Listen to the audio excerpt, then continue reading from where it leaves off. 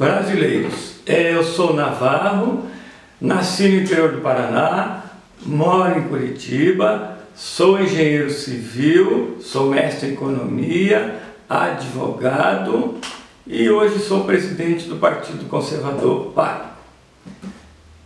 Estou aqui para fazer uma conversa com os meus amigos aqui do Partido Conservador.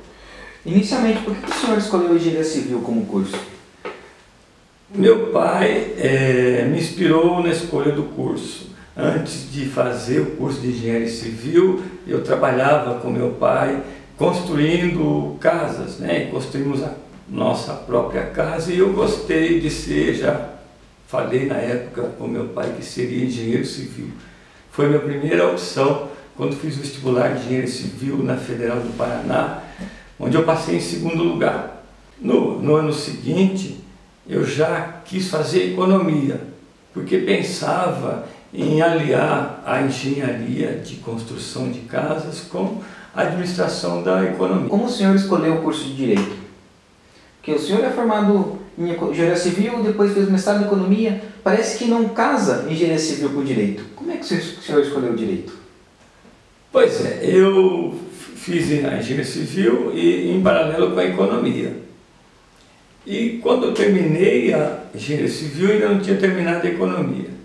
Me apareceu uma oportunidade de trabalho em Brasília, para trabalhar como engenheiro, mas eu querendo terminar meu curso de economia, fui na Universidade de Brasília e me inscrevi num curso de mestrado, num concurso de mestrado em economia, onde eu me formei lá, mestre em economia na Universidade de Brasília. E trabalhei 18 anos com isso. Resolvi voltar, depois de 18 anos, voltar de Brasília para Curitiba. Foi aí que eu fiz os concursos, eu resolvi voltar fazendo concurso no TCU, que tinha oportunidade de trabalho em Curitiba. E passei no concurso do Tribunal de Contas da União, depois de 18 anos estar lá em Brasília. E ao passar é que eu percebi a importância de estudar Direito. Comecei o curso de Direito em 2003, 2009 eu já tinha me formado e já sou inscrito na OAB-BF. Como é que foi sua relação com o funcionalismo público? Eu sempre fui funcionário público. Veja, logo que eu me formei em engenharia civil, meu primeiro emprego foi na Superintendência de Controle da Erosão, que é uma autarquia do estado do Paraná. Eu trabalhava com engenharia civil. Aí depois que eu saí daqui dessa superintendência e fui para Brasília, eu fui também trabalhar numa empresa pública de engenharia civil lá em Brasília. E para sair da Nova Cap lá em Brasília, eu fui fazer concurso público e trabalhei no TCU o restante, né, da minha vida profissional, como auditor de obras basicamente, e hoje já sou aposentado. O senhor já teve alguma preparação militar?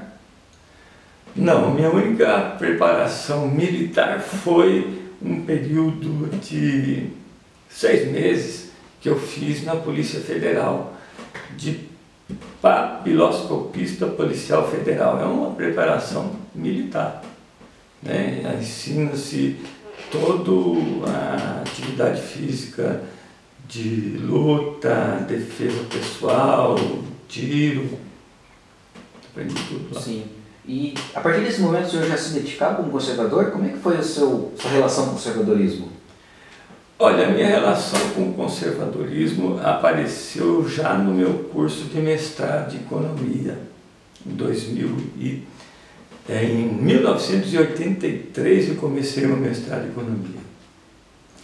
Então já nessa época os alunos e os professores da Universidade de Brasília eram esquerdistas. Né? Meu professor na Universidade de Brasília era um senador Lauro Campos do PT. O meu outro professor era o professor Cristóvão Buarque do PT. Né? O Cristóvão Buarque, inclusive, foi o orientador da minha tese. Mas por que foi ele? Porque não tinha ninguém mais que não fosse... Ele era, apesar de ser um esquerdista do PT, ele era o menos esquerda que tinha na universidade. Então, dos 13 alunos que tinha, fazendo mestrado comigo, eu era o único que não era adepto do socialismo, do comunismo naquela época. Né? E desde aquela época eu estudo economia e relaciono com o esquerdismo e o socialismo, e sempre percebi que não dá certo, e sempre esse pessoal tinha uma proposta de mudança do ser humano, sempre esquecendo de todos os valores religiosos, os valores cristãos, sempre esquecendo. E eu era católico desde essa época. Eu lia, sim, constantemente a Bíblia, lia, eu era católico e lia a Bíblia, até em 83 eu tenho lá a Bíblia que eu comprei lá em Brasília fazendo meu mestrado. E minha percepção do valor do conservadorismo e da mentira que é o socialismo começou por isso. Eu não acredito em evolucionismo deste ser humano. Eu sempre percebi, onde se instalou os comunistas, que eles queriam transformar o ser humano. E eu percebia sempre que o ser humano não muda, que ele conserva tudo. O ser humano ele vai conquistando as coisas aos poucos, ele vai conquistando os seus valores, as suas coisas, as suas propriedades, os seus direitos, ele vai conquistando sempre aos poucos. E aquilo que ele consegue, ele quer preservar a todo custo. E não é assim qualquer pensamento socialista, que é o oposto, né? Qualquer pensamento progressista, evolucionista, é o oposto de conservador. Estão dispostos aqueles que não são conservadores a jogar tudo fora, esquecer todo e qualquer valor conservador, todo e qualquer sistema político, de administração política, para fazer uma nova sociedade. Isso me fez ser conservador. Quais são os pensadores que fizeram o senhor se embrenhar no conservadorismo? Olha, eu não tenho tanto contato assim com os livros conservadores. Conheço o Russell Kirk e conheço o Olavo de Carvalho, que é realmente o meu maior seguidor. O que eu mais sigo é o Olavo de Carvalho. O senhor já teve contato com o Olavo de Carvalho? Já tive contato com o Olavo de Carvalho, fui fazer um seminário de filosofia em 2012, lá na Virgínia, que é Colonial Heights, que é a cidade que ele vive. Então fiquei uma semana lá fazendo um curso de filosofia. Foi a partir disso que o senhor pensou em criar o Partido Conservador? A partir dessa relação com o Olavo de Carvalho?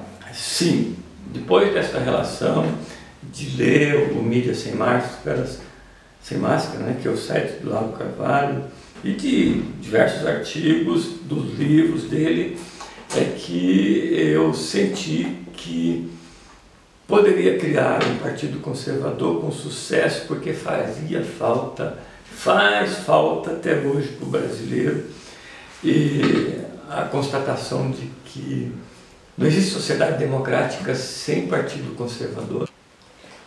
Por que o Partido Conservador só agora? O senhor já teve uma tentativa antes de fundar o Partido Conservador? E se sim, por que lá não deu certo? É o seguinte, eu sempre gostei de política. Então, desde quando eu me formei, desde o tempo da faculdade, eu já participava do diretório e queria fazer política.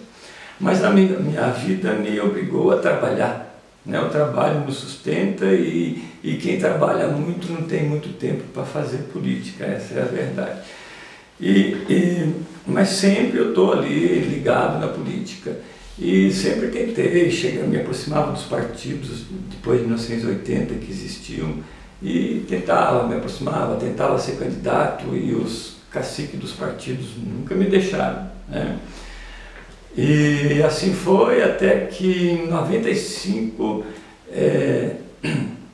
eu já desistindo de participar de um partido político que existia na época, resolvi fundar um partido político. Juntei os meus amigos, que estão até hoje comigo no Partido Conservador, juntei naquela época os meus amigos e fundei o Partido da Liberdade e Ética Nacional.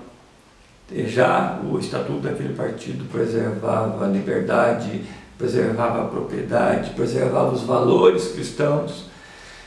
E esse partido, para ser registrado, precisava na época de colher 1 milhão de assinaturas. Fomos em frente, resolvemos coletar 1 milhão de assinaturas, chegamos lá nas mais de 200 mil assinaturas, e problemas familiares interromperam esta ideia, né? Em 2008, eu já afiliado no PMDB, eu fui candidato a vereador pelo PMDB aqui de Curitiba, que me deu uma candidatura na época. Não tive sucesso, porque realmente o PMDB estava numa candidatura minoritária naquela época. Mas não deu certo também, e eu resolvi já, de novo, percebendo que não dava certo escolher um partido para fazer uma carreira política, não dava certo não só principalmente para colocar minhas ideias conservadoras, porque nenhum partido tem pensamentos conservadores. Aí resolvi chamar os meus colegas do Partido da Liberdade Ética Nacional e refundar o partido com o nome de Partido Conservador, PACO, né? E coloquei, né, no Partido Conservador PACO realmente as ideias conservadoras que eu tenho hoje e que eu peguei de pesquisa junto ao Olavo de Carvalho e dos livros, né, do Russell Kirk, das minhas ideias do mestrado em economia ou da economia. Eu sempre estudei economia, e surgiu então o meu livro, né, Proposta de Constituição de um Novo País chamado Brasil, que é uma proposta conservadora, que é uma proposta de como seria um país conservador. Então, foi boa a sua pergunta, né? Agradeço. Realmente começamos essa ideia já em 95, já 21 anos atrás, e nós trouxemos até hoje, aperfeiçoamos, né, junto com minha formação de economista, de engenheiro e de advogado. Fizemos então este livro, que é uma proposta conservadora. Olha, é um dos... Eu ainda não vi nenhum livro que mistura economia, política e religião. Como é que foi a sua relação religiosa? O senhor falou que o Partido Conservador ele se baseia em princípios cristãos. Como é que foi a lida do senhor com esses princípios cristãos? Como é que o senhor foi aprendendo aos princípios cristãos e foi pensando em aplicar eles na política? O cristianismo, né, a religião católica, sempre, desde a sua fundação, já no primeiro discurso lá do Gênesis, há o discurso de que Deus tirou o homem da escravidão do Egito e disse: sejais livres. Então, o cristianismo prega a liberdade. E Cristo mostrou que não se reforma o homem, não se faz um novo ser humano. Quer fazer um mundo melhor ao seu redor? Perdoe o erro do seu próximo. Perdoe. Essa é a missão de Cristo. Quer dizer, não é transformar o ser humano, é perdoar para fazer um mundo melhor ao nosso redor. Então esse é o meu pensamento que eu peguei de Cristo. Sim. E ele molda realmente todo o pensamento conservador. Não se faz uma nova pessoa.